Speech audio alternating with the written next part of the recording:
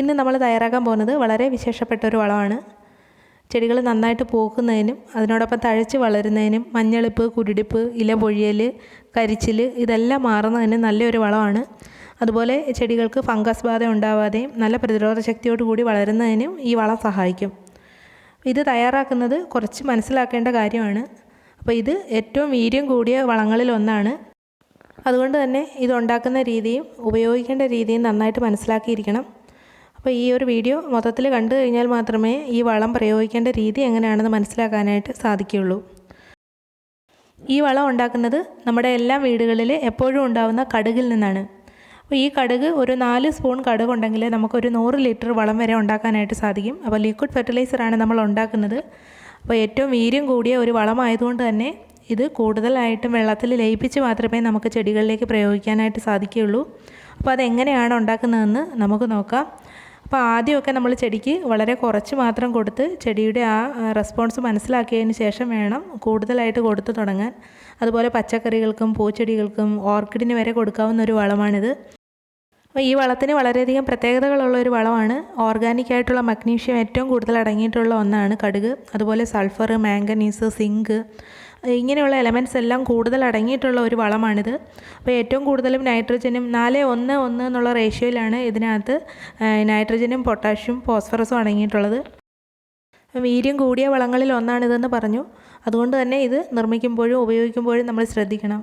പ്രത്യേകിച്ച് നമ്മൾ കോഴിവളമൊക്കെ കൊടുക്കുമ്പോൾ നമ്മൾ ഒരുപാട് ശ്രദ്ധിക്കാറുണ്ട് അതിൻ്റെ ആ ഒരു ഡൈല്യൂട്ട് ചെയ്യുന്ന രീതി. ഇപ്പോൾ ലിക്വിഡായിട്ടാണെങ്കിൽ നമ്മൾ ഡൈല്യൂട്ട് ചെയ്യുന്ന രീതി, അതല്ലാന്നുണ്ടെങ്കിൽ ഡീകമ്പോസ് ചെയ്യുന്നതിന് വേണ്ടിയിട്ട് കുറച്ചധികം സമയം വേണ്ടി വരും. ഇതേപോലെ തന്നെയാണ് നമ്മൾ കടുകിൽ നിന്നും വളം തയ്യാറാക്കുന്നതും. അതെപ്പോഴും ഡീകമ്പോസ് ചെയ്ത് അതിനെ പുളിപ്പിക്കൽ നടത്തി അതിൽ നിന്നും വളമാക്കി മാറ്റിയതിന് ശേഷമാണ് നമ്മൾ ചെടികളിലേക്ക് ഉപയോഗിക്കുന്നത്. അതുപോലെ കടുകിൽ നിന്നുണ്ടാക്കുന്ന ഫെർട്ടിലൈസറിന് മറ്റൊരു പ്രത്യേകത കൂടിയുണ്ട്. ഇതിൽ വലിയ സ്മെല്ലൊന്നും ഉണ്ടായിരിക്കത്തില്ല. 48 മണിക്കൂർ മുതൽ 2 ആഴ്ച വരെ നമുക്ക് പുളിപ്പിക്കാനായിട്ട് ഇത് വയ്ക്കാം. ആ സമയത്തൊന്നും തന്നെ നമുക്ക് വലിയ സ്മെല്ലൊന്നും അനുഭവപ്പെടത്തില്ല. അതുപോലെ പുളിപ്പിക്കാനായിട്ട് നമ്മൾ വെക്കുമ്പോൾ അതിനോടൊപ്പം ശർക്കരയോ മറ്റു മാധ്യമങ്ങളോ ഒന്നും തന്നെ ചേർക്കേണ്ടതില്ല. കടുക് മാത്രമായിട്ടാണ് നമ്മൾ പുളിപ്പിക്കാനായിട്ട് വെക്കുന്നത്. അപ്പോൾ ഇതൊക്കെയാണ് ഇതിൻ്റെ ഒരു പ്രത്യേകത. അപ്പോൾ നമുക്കിതെങ്ങനെയാണ് ഉണ്ടാക്കുന്നതെന്ന് നോക്കാം. അപ്പോൾ ഇതുപോലെ നമ്മൾ ഒരു 4-5 സ്പൂൺ കടുക് എടുക്കുക. അതിനുശേഷം ഇത് നന്നായിട്ട് അരച്ചെടുക്കണം. അപ്പോൾ ഇത് ഞാൻ മിക്സിയിൽ വെച്ചിട്ടല്ല അരച്ചിരിക്കുന്നത്, അരകല്ലിൽ വെച്ച് നന്നായിട്ട് നമുക്ക് അരച്ചെടുക്കാനായിട്ട് സാധിക്കും. അപ്പോൾ ഇതുപോലെ നമ്മൾ കല്ലിൽ വെച്ച് നന്നായിട്ട് അരച്ചെടുക്കാം. അതല്ലെങ്കിൽ കുറച്ച് വെള്ളം ഒഴിച്ചതിന് ശേഷം മിക്സിയിൽ വെച്ച് വേണമെങ്കിലും അരച്ചെടുക്കാവുന്നതാണ്.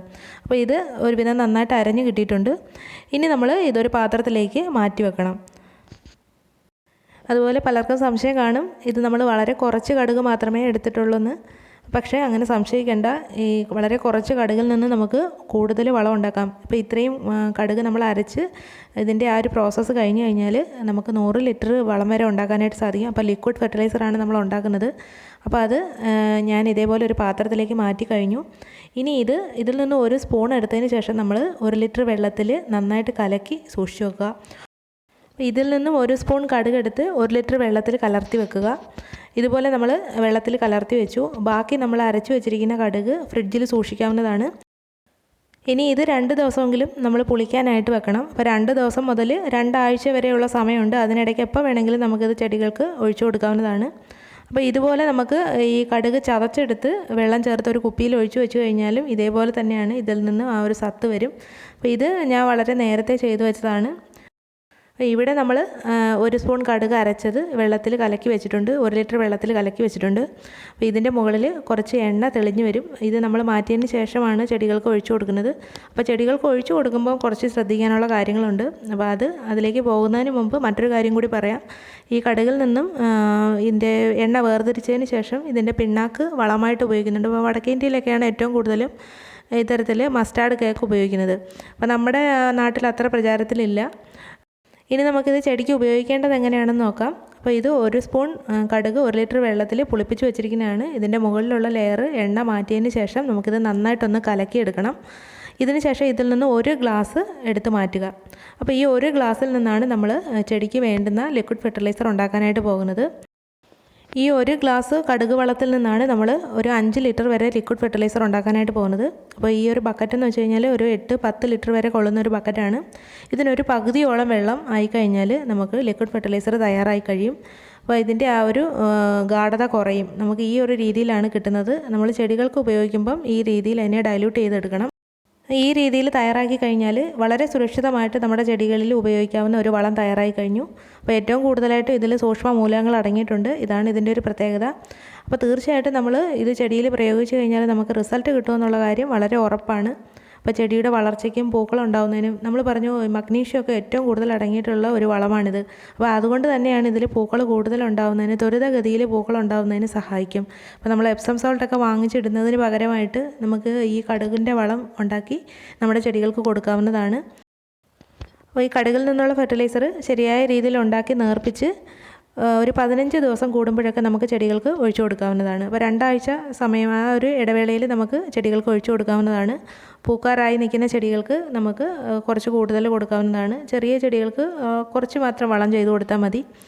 അതുപോലെ തന്നെ ഇത് പ്രതിരോധ ശക്തി കൂട്ടുന്നതിനും ചെടിയുടെ മഞ്ഞളിപ്പ് മാറ്റുന്നതിനും ഇപ്പോൾ മഴക്കാലത്ത് നമുക്ക് ഉപയോഗിക്കാവുന്ന ഒരു വളമാണിത്. കുരുടിപ്പൊക്കെ മാറും, ഇലപ്പൊഴിച്ചിൽ മാറും, കരിച്ചിലൊന്നും ഉണ്ടാകത്തില്ല.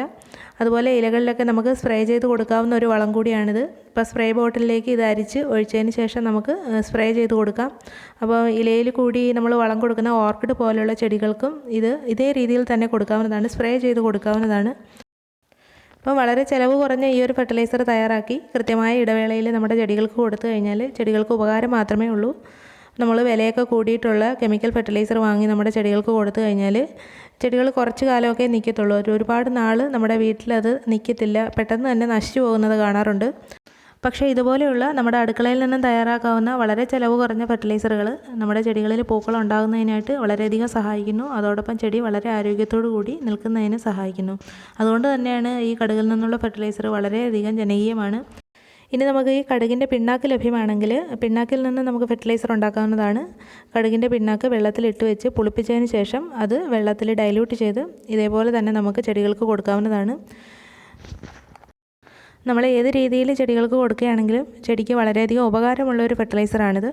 അപ്പോൾ ഇതിൻ്റെ ഉപയോഗത്തിൽ ചിലർക്കൊക്കെ വളരെയധികം കൺഫ്യൂഷനുള്ള ഒരു ഏരിയയാണ് കടുകിൻ്റെ ഫെർട്ടിലൈസർ തയ്യാറാക്കുമ്പോൾ.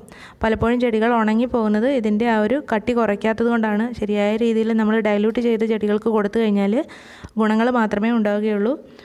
അപ്പോൾ ഇന്നത്തെ ഈ വീഡിയോ ഞാൻ വൈൻഡപ്പ് ചെയ്യുകയാണ്. ഈ വീഡിയോ ഇഷ്ടമായിട്ടുണ്ടെങ്കിൽ തീർച്ചയായിട്ടും നിങ്ങൾ ലൈക്ക് ചെയ്യണം. അതുപോലെ നിങ്ങൾ ആദ്യമായിട്ടാണ് ചാനൽ കാണുന്നതെങ്കിൽ തീർച്ചയായിട്ടും ചാനൽ സബ്സ്ക്രൈബ് ചെയ്യുക. ഗാർഡനിങ് സംബന്ധമായിട്ടുള്ള വീഡിയോസാണ് ഈ ചാനലുള്ളത്. അപ്പോൾ അതൊക്കെ നിങ്ങൾക്ക് ഉപകാരപ്പെടും. അതോടൊപ്പം നിങ്ങൾ ബെല്ലൈക്കൺ ക്ലിക്ക് ചെയ്യാൻ മറക്കരുത്. അപ്പോൾ നമുക്ക് അടുത്ത വീഡിയോയിലൂടെ വീണ്ടും കാണാം. ബൈ.